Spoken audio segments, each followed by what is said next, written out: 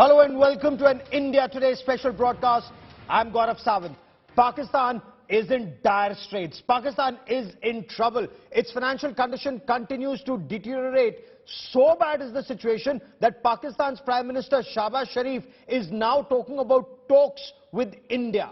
Shehbaz Sharif in an interview said that Pakistan's fought 3 wars with India and Pakistan has learnt its lessons.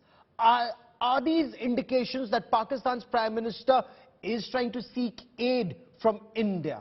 But the sting is in the detail. The devil is in the detail and the sting is in the tail. Pakistan's Prime Minister is actually talking about resolving all outstanding issues which for Pakistan remains Kashmir and restoration of Article 370. Clearly, Pakistan doesn't want to talk about India's core issue, and that is Pakistan's state-sponsored terror and inaction against radical Islamist terrorists of UN-designated terrorist organizations like Lashkar-e-Taiba and Jaish-e-Mohammed.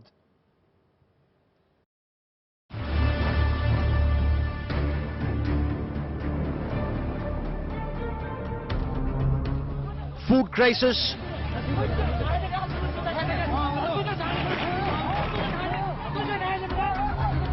skyrocketing inflation, and protests.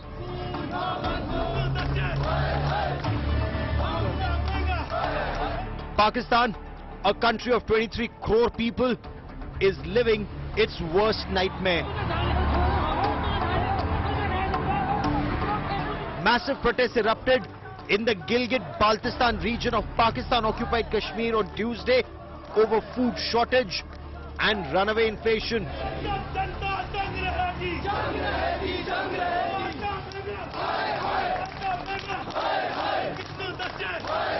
Enraged citizens of Pakistan-occupied Kashmir blocked highways and burnt tires to express their anger against the Shehbaz Sharif-led Pakistan government.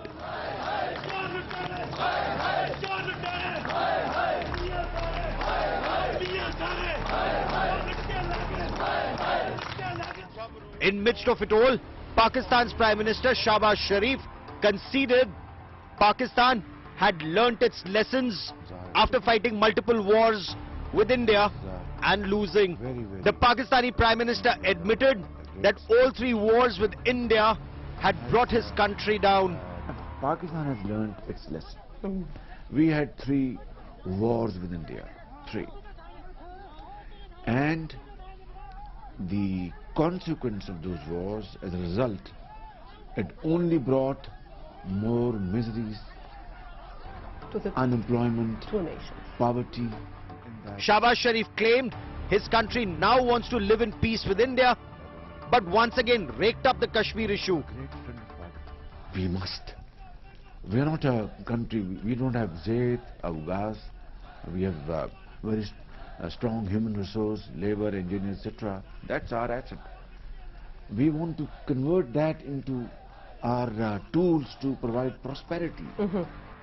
For far too long, Islamabad has ignored its economy, instead focusing all its energies using terrorism as an instrument of state policy.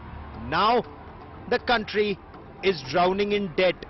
In a desperate bid to remain afloat, Pakistan has taken a fresh loan from the United Arab Emirates this week. But the financial help from the Arab nation is actually too little and too late to bail out a sinking Pakistan. Bureau Report, India Today. Joining me now for more on this big story is India Today's Foreign Affairs editor, Geeta Mohan.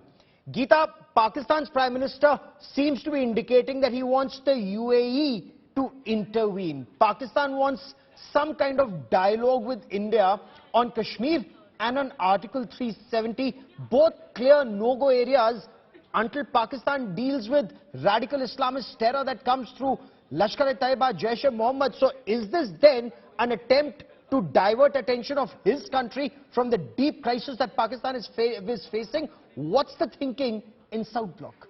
Well, two things. One, it's diversionary as it always has been with the Pakistani establishment, whether it's any civilian government or the military establishment, Gaurav. But on the other hand, it's not just diversionary, it's also posturing. Pakistan knows that there is going to be no moving back from the decision of August 2019 on Article 370. And that's the reason why Pakistan always mentions it. Secondly, there is going to be no resolution to a bilateral dispute on Kashmir between India and Pakistan under the auspices of the United Nations.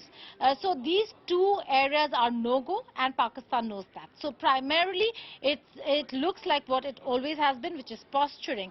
Having said that, Pakistan trying to blame India for the economic crisis is more than just ridiculous. Why, Gaurav? Is because the last war was fought in the 70s, and the last big conflict was in the 90s.